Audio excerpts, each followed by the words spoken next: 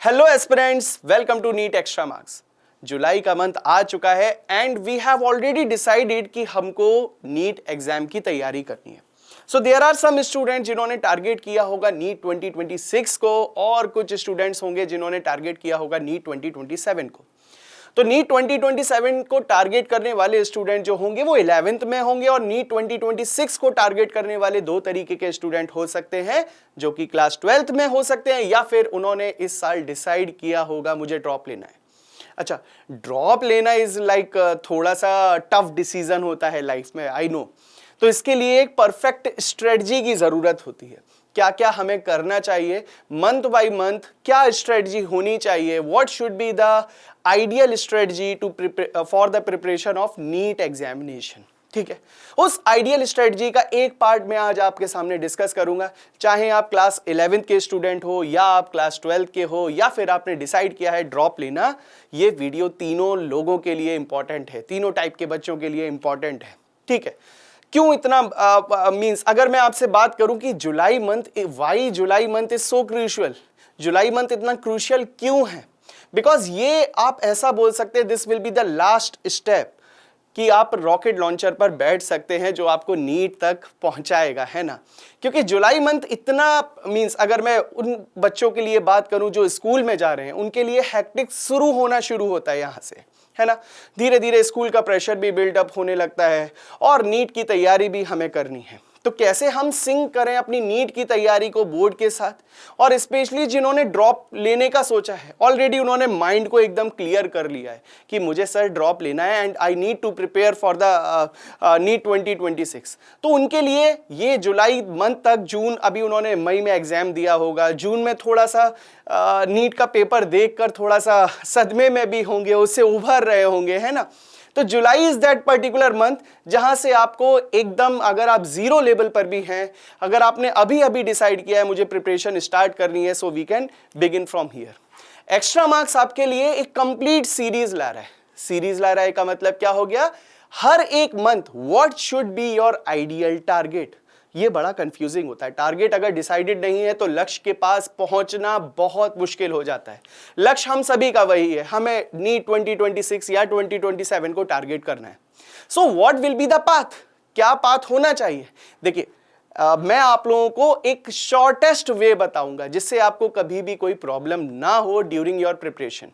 Revision भी कैसे करना है और नए टॉपिक्स को किस तरीके से पढ़ना है, किस तरीके से हमें अपने टाइम को डेडिकेट करना चाहिए अदर एस्पेक्ट्स में, अदर सब्जेक्ट्स में, उनके ऊपर हम बात करेंगे वन बाय वन। ठीक है, सो बी रेडी। आई होप ये वीडियो आपके लिए बहुत ज़्यादा यूजफुल होगा। जो इनको फॉलो कर रहे हैं रेगुलरली, मेक इट श्योर बच्चा आपका मंथ वाइज सिलेबस कंप्लीट उसी तरीके से होना चाहिए जिस तरीके से मैं आपको बता रहा हूँ। एटलीस्ट इतना कवर होना नेसेसरी है। ठीक है, सो लेट्स बिगिन। ये तीनों ही बच्चों के लिए, मैं बार बार बोल रहा हूं, चाहे आप 11th में हो या 12th में हो या आपने ड्रॉप लिया है, तीनों ही कैटेगरी के बच्चों के लिए ये बहुत बहुत बहुत बहुत ज्यादा इंपॉर्टेंट वीडियो होने जा रहा है। ठीक है, सो लेट्स स्टार्ट डिस्कस। सबसे पहले अगर मैं बात करता हूं मोस्ट कॉम्प्लिकेटेड सब्जेक्ट, है ना, तो नीट के बच्चों के लिए जो सबसे खतरनाक सब्जेक्ट जिसे बच्चे मानते हैं वो है फिजिक्स। क्यों है?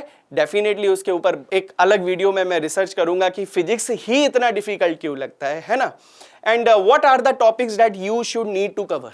इस पर्टिकुलर मंथ में, जुलाई में, आपको क्या क्या कवर करना चाहिए। लेट अस कंसीडर, सबसे पहले मैं क्लास 11th वाले बच्चों की बात करता हूं।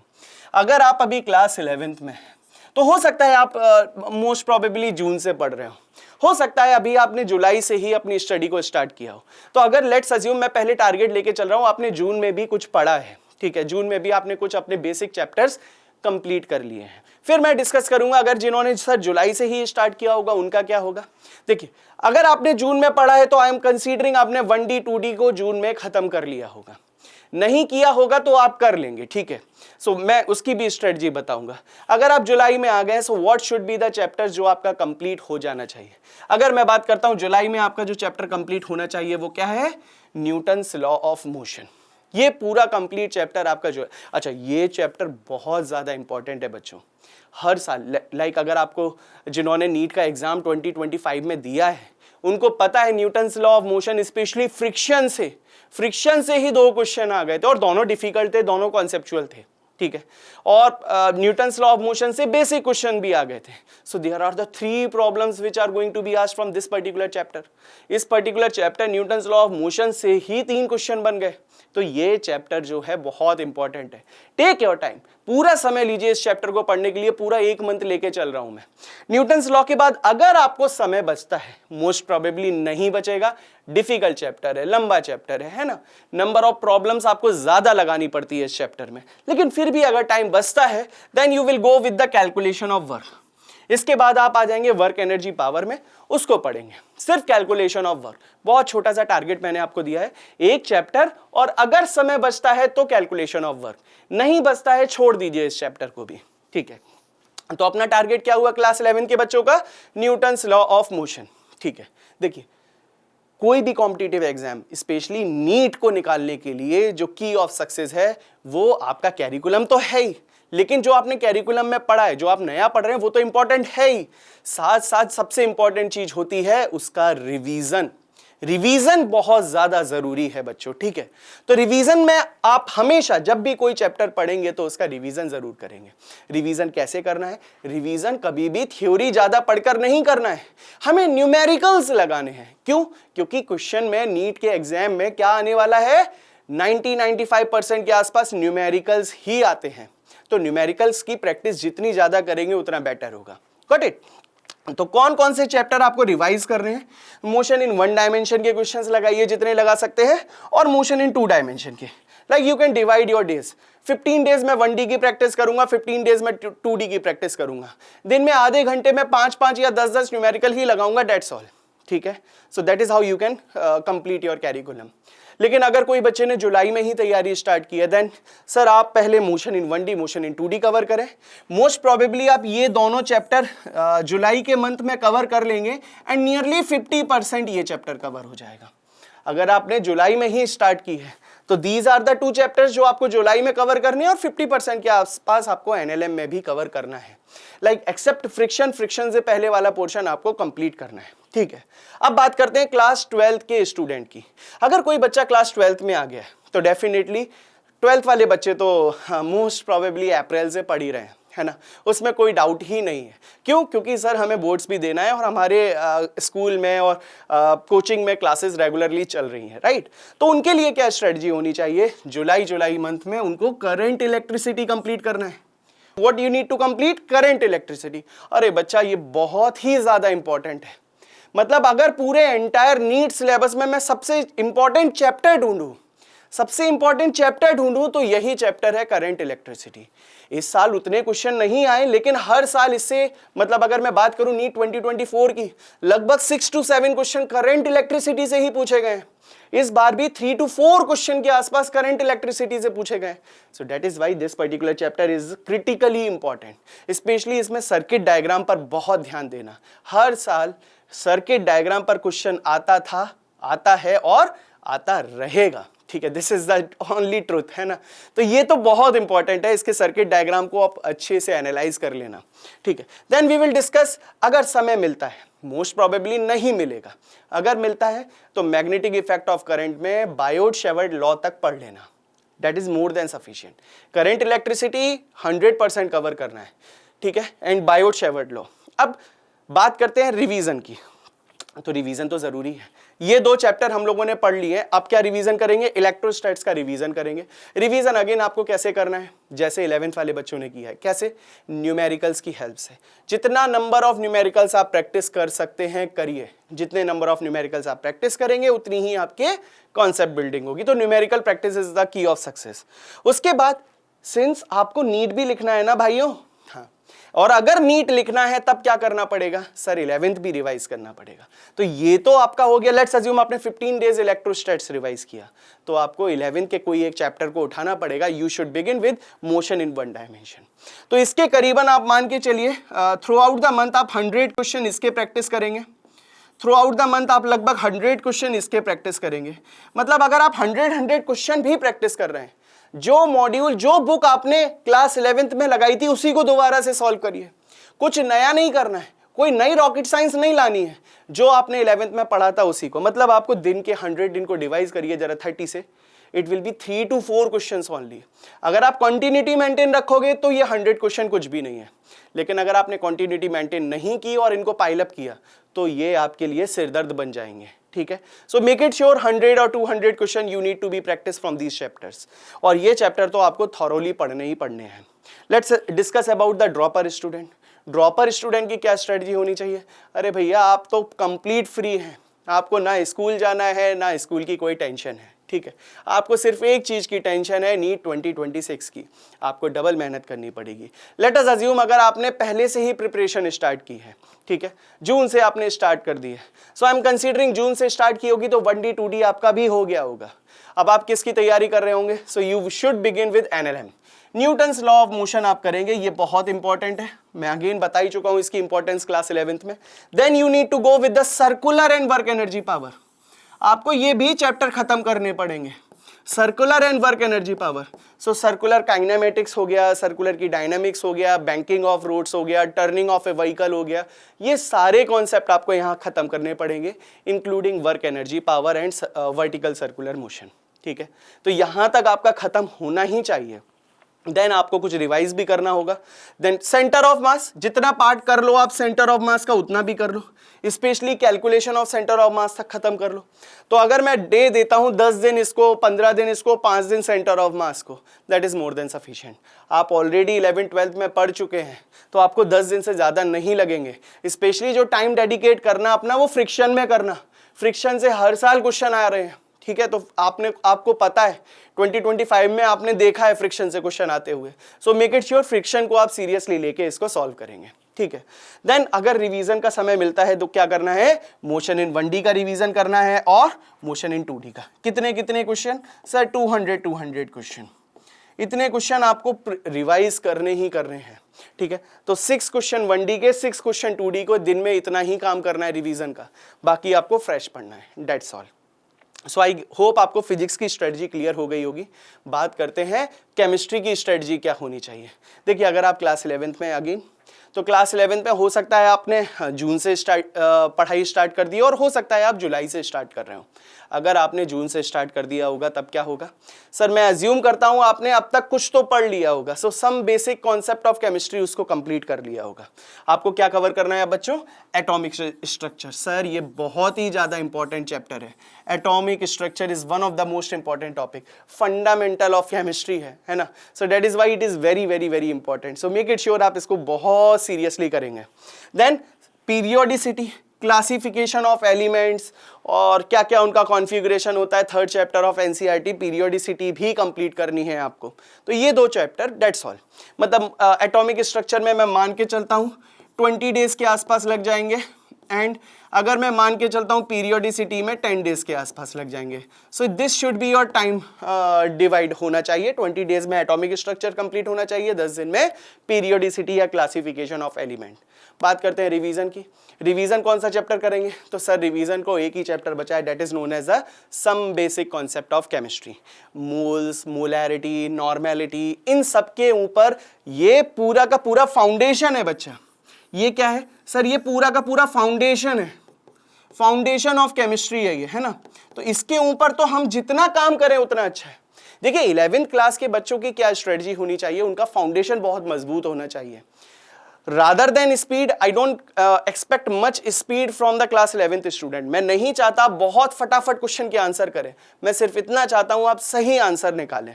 मैं इतना चाहता हूं आप मल्टीपल डायरेक्शन सोचना शुरू करें।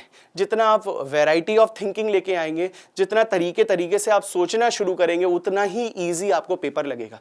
सो मेक इट श्योर आपको फाउंडेशन बहुत स्ट्रांग होना चाहिए। इस क्वेश्चन पर आपको, इस पोर्शन पर आपको बहुत मेहनत करनी है। क्लास 12th स्टूडेंट, ऑलरेडी आप लोग 11th में फाउंडेशन स्ट्रॉन्ग कर चुके होंगे। So what you are reading अभी क्या चल रहा होगा? आपको इलेक्ट्रोकेमिस्ट्री कंप्लीट करनी चाहिए जुलाई में, बहुत इंपॉर्टेंट है। अगेन इलेक्ट्रोकेमिस्ट्री से क्वेश्चन आते हैं, 1 से 2 क्वेश्चन हर साल आते हैं। केमिकल काइनेटिक्स, एक्टिवेशन एनर्जी, इनसे भी क्वेश्चन आते हैं। सो मेक इट श्योर इनको भी आपको अच्छे से करना है। देन अगर मैं रिवीजन की बात करूं तो आपने सॉल्यूशन पढ़ रखा होगा, क्लास 12 का रिवीजन एंड 11th का रिवीजन। वो क्या होगा? Some basic concept of chemistry. Again इसके 100 to 200 क्वेश्चन जितने आप प्रैक्टिस करना चाहें उतने कर लें, थोड़ा 12th के कम करिएगा, 11th के ज़्यादा करिएगा, क्योंकि ये फाउंडेशन है ना। तो आपको इंपॉर्टेंस पता है, जो आपने क्लास 11th में किताब पढ़ी है, जो बुक पढ़ी है, जो मॉड्यूल पढ़ा है, उसी से प्रैक्टिस करना, कोई नया मत उठाना, ठीक है। सो मेक इट श्योर आप इसी प्रोसीजर से चलते चले जाएंगे। जो 11th में पढ़ा है वही उसको आज आप 12th में भी 11th वाली वही बुक यूज करेंगे। ड्रॉपर की बात करते हैं। सर ड्रॉपर को तो बहुत मेहनत करनी है, एटलीस्ट 3 से 4 चैप्टर होने चाहिए। तो कौन कौन से chapter? Periodicity, I am assuming कि आपने एटॉमिक स्ट्रक्चर कंप्लीट कर लिया होगा, तो पीरियोडिसिटी होनी चाहिए, और केमिकल बॉन्डिंग, ये बहुत बड़ा चैप्टर है बच्चों। केमिकल बॉन्डिंग बहुत बड़ा चैप्टर है, ठीक है, आपको पता है कि इसमें समय लगता है। तो पीरियोडिसिटी और केमिकल बॉन्डिंग आपका कंप्लीट होना चाहिए, और सर रिवीजन करना है some basic concept of chemistry और एटॉमिक स्ट्रक्चर का, इन दोनों का आपको रिवीजन करना है। अगेन इसके आपको 200 क्वेश्चन और इसके आपको 200 क्वेश्चन की प्रैक्टिस करनी है।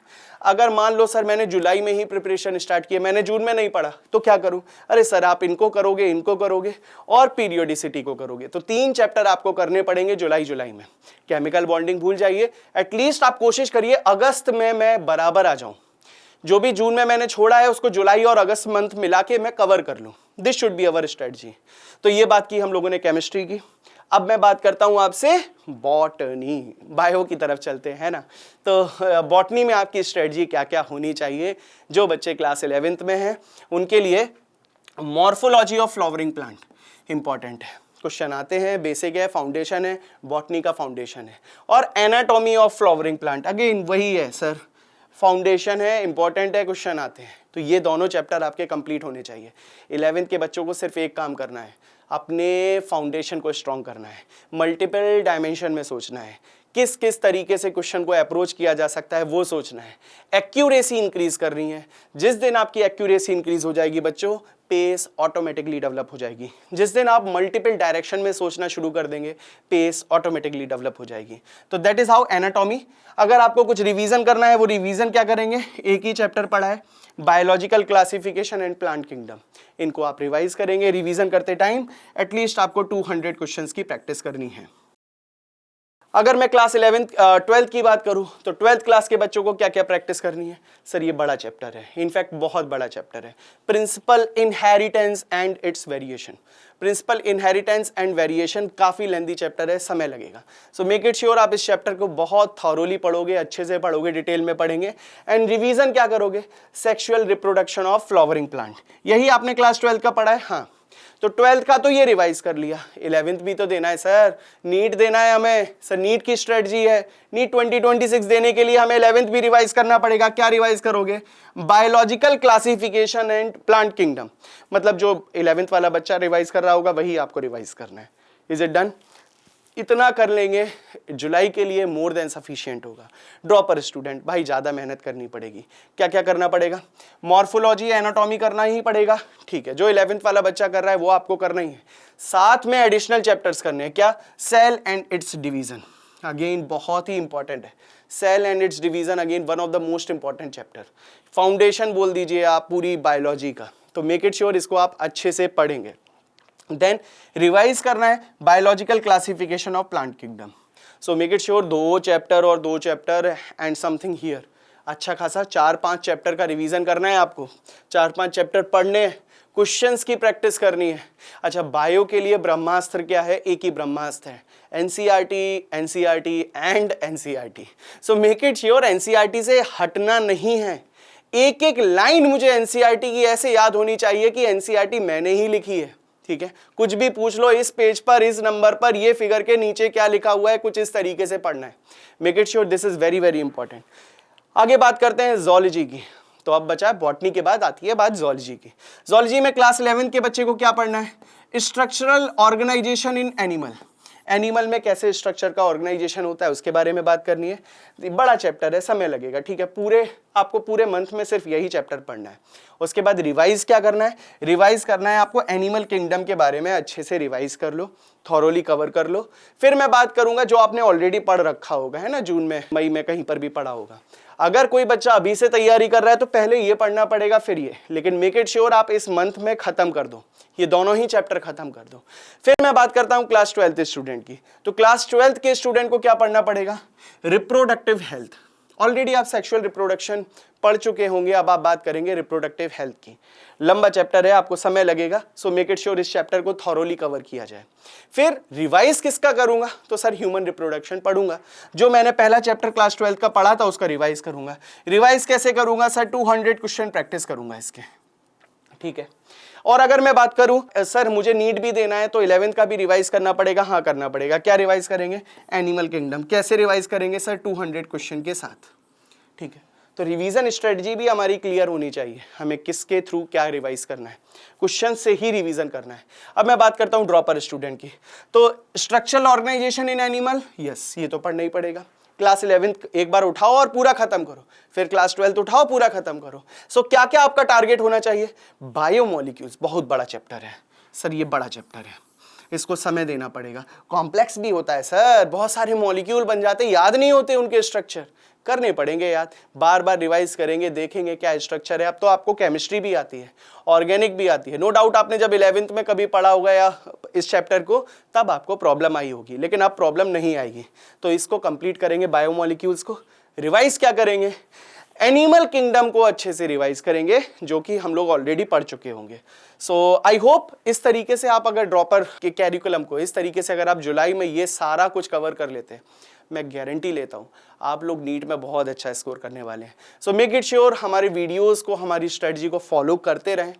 जिस तरीके से हम लोग आपको बता रहे हैं जुलाई में, इसी तरीके से मैं आपको टारगेट दूंगा अगस्त में, इसी तरीके से आपको टारगेट मिलेगा सितंबर में, नवंबर में एंड दिसंबर में। हमारा टारगेट रहेगा कि दिसंबर तक हम अपना सिलेबस कंप्लीट कर लें। मेक इट श्योर कोशिश करेंगे दिसंबर तक हो जाए, नहीं तो ज़्यादा से ज़्यादा 15th जनवरी तक हमारा पूरा सिलेबस कंप्लीट हो जाएगा। आप इन स्ट्रेटजी को बहुत सीरियसली लेके कंप्लीट करिए और आपका मैं सिलेबस दिसंबर एंड तक खत्म करा दूंगा विद द मास्टर क्लास। आप एकदम मास्टर की तरह आंसर दे रहे होंगे। एंड उसके बाद दिसंबर के बाद मैं आपको पूरा टेस्ट स्केड्यूल भी बताऊंगा, किस तरीके से आपको प्रैक्टिस करनी चाहिए, कौन सी टेस्ट सीरीज लगानी चाहिए, क्या क्या आपको अटेम्प्ट करना चाहिए, डेट्स ऑल, ठीक है। सो आज के वीडियो में इतना ही रखते हैं। सो आई होप आपके लिए काफ़ी इन्फॉर्मेशन आई होगी, आपने कुछ नया सीखा होगा और आप जो आज सीखा है उसको इम्प्लीमेंट करेंगे अपनी लाइफ में, right. So that's all for this class. I hope you like this video. If you like it please share with your friends and subscribe our channel and make it sure कि आप notification वो bell icon पर click कर दें, ताकि अगस्त वाला video आपको timely मिल जाए, ठीक है। Good bye, take care, thank you.